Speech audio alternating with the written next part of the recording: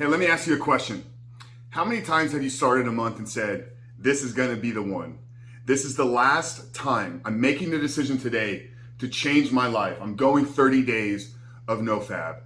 You know, every year in the month of September, in the month of November, a large collection of men decide that they're going to go without. They're going to go without porn. They're going to go without masturbation. They're going to go without self-pleasure for a short period of time with the hopes and dreams that it's going to change their life forever. But what happens? Every year, as the calendar rolls over from November to December or from September to October, these men that have been able to control themselves for 30 days, maybe 31 days, maybe they've failed a few times over the course of the month, but the minute that calendar turns over, it's like almost as if like that approach just stops and they return back to the same pattern of behavior, only to find themselves weeks later, maybe even sometimes days later, right back in the cycle of guilt, shame, depression, and anxiety of what they're doing, how they're shackled to this addiction, and why can't they get out of it, hoping and praying to find the path to freedom. Well, in today's video, guys, I'm going to tell you why NOFAP is a failure as an approach, and why, if that is how you're trying to break free from this addiction, if that is how you're trying to find freedom from porn and masturbation, ultimately you're setting yourself up for failure, and you will continue to go through this relapse and recovery cycle.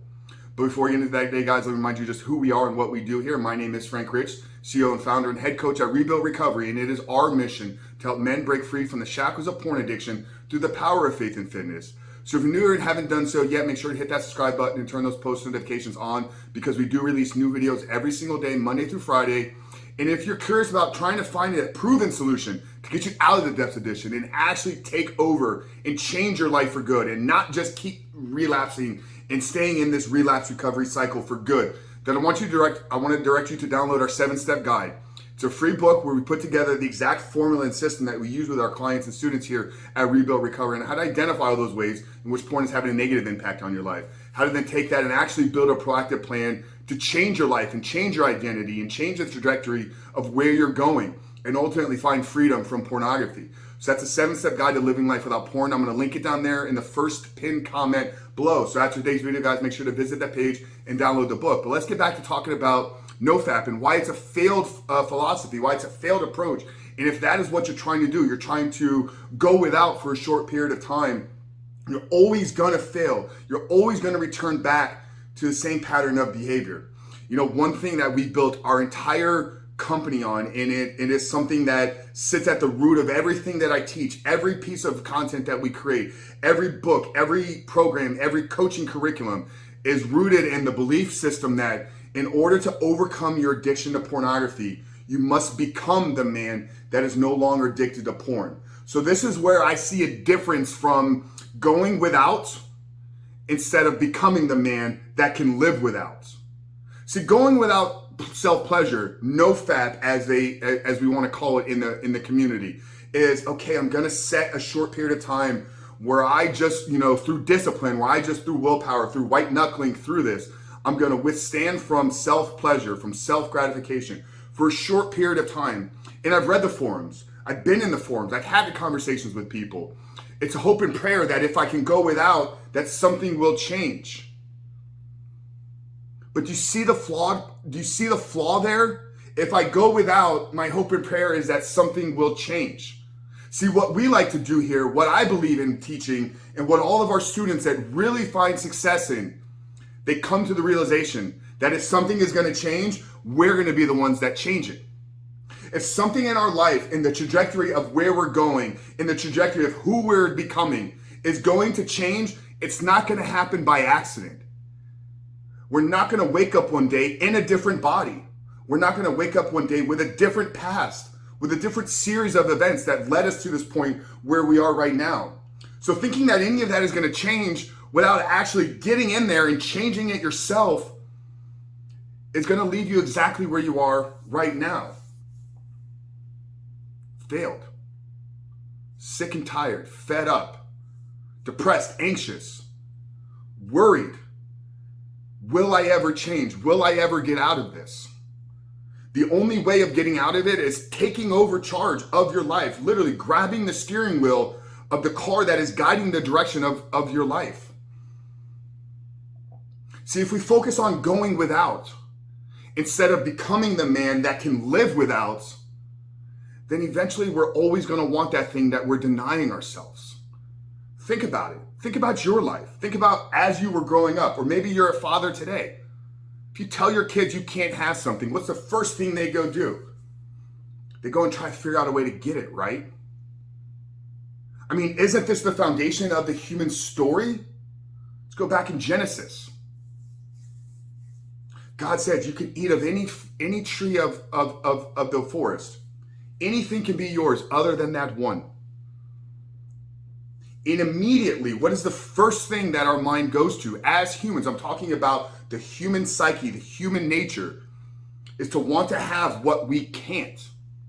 We look around the world all day long. We're fascinated by other people's lives, other people's social medias, their projection of success. Feeling inadequate about ourselves because we don't have that. See, we always want what we can't have. And that's the flawed nature of the human experience. But when you understand that, and that sets the trajectory of everything that you do, that if I'm going to deny myself to not have something, eventually I know that I'm not going to be strong enough. I'm a broken human. I'm a flawed individual by nature. So eventually I'm going to give in to the temptation. Instead of shifting our aim and changing our approach to how do I become the man that can live without? And that's what I mean when I talk about in order to overcome your addiction to pornography, you must become the man that is no longer addicted to porn. None of you watching this video right now are still watching porn because you don't know how to quit. That's not why you keep returning back. You're still watching porn. You're still struggling with this because you are not yet the man that can do the things necessary to quit. And that's where you fail with NOFAP, because it's not rooted in giving you tools to change your life. It's not rooted in equipping you with a philosophy, equipping you with an approach, equipping you with a mindset and a belief system that yes, I can change and I'm the one driving the ship. Because when you start from there and you realize that understanding the game of neuroplasticity and rewiring and rebooting your brain is literally something that you are in charge of, and it's happening whether or not you're guiding the ship. Your brain is changing daily. Are you in control of that? Or are you just letting other circumstances and outside influences and other events that are not, like I said, you're in control of, guide the path of changing? So if you keep failing, you keep struggling, you keep relapsing, you keep recycling because you're trying this NOFAP approach, you're probably asking, what do I do? You need to get into a system. You need to get into a community. You need to be around other men. Don't try to go about this all on your own. But then you need to have a formula. You need to have a daily plan, a weekly plan, a monthly plan of how am I changing the neurochemistry? How am I literally rewiring my brain? How am I reshaping my heart? How am I rebuilding my body? And all of that is laid out in the 7-step guide. Okay, and this is what we do inside of our coaching curriculum. So start with a 7-step guide, and then if you're ready to go deeper and you want to explore getting some help, getting some coaching, then send me an email to frank@rebuiltrecovery.com.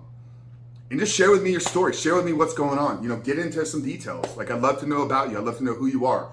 So it's frank@rebuiltrecovery. I'll put it right here on the screen. I'll also drop it down there in the pin comment below the 7-step guide. But guys, shift your focus from going without to learning to become the man that can live without. And that in of itself will change the trajectory of where you're going in life. And if you stick that as the guiding light of the aim of who do I need to become to live without, then success is not something that you may or may not get to. It will become inevitable because that becomes the guiding light, the North Star of your day-to-day actions. So guys, I really hope today's video was helpful. I hope that it really spoke to you, maybe brought some clarity to your life and to your journey and to your recovery. If it did, I want you to drop us a comment down there below. Let us know what was the biggest takeaway from today's video. But Frank Rich from Rebuilt Recovery, really appreciate you guys for tuning in. Like I said, if you haven't done so yet, make sure to hit that subscribe button, turn those post notifications on. So I'll see you guys on the other side.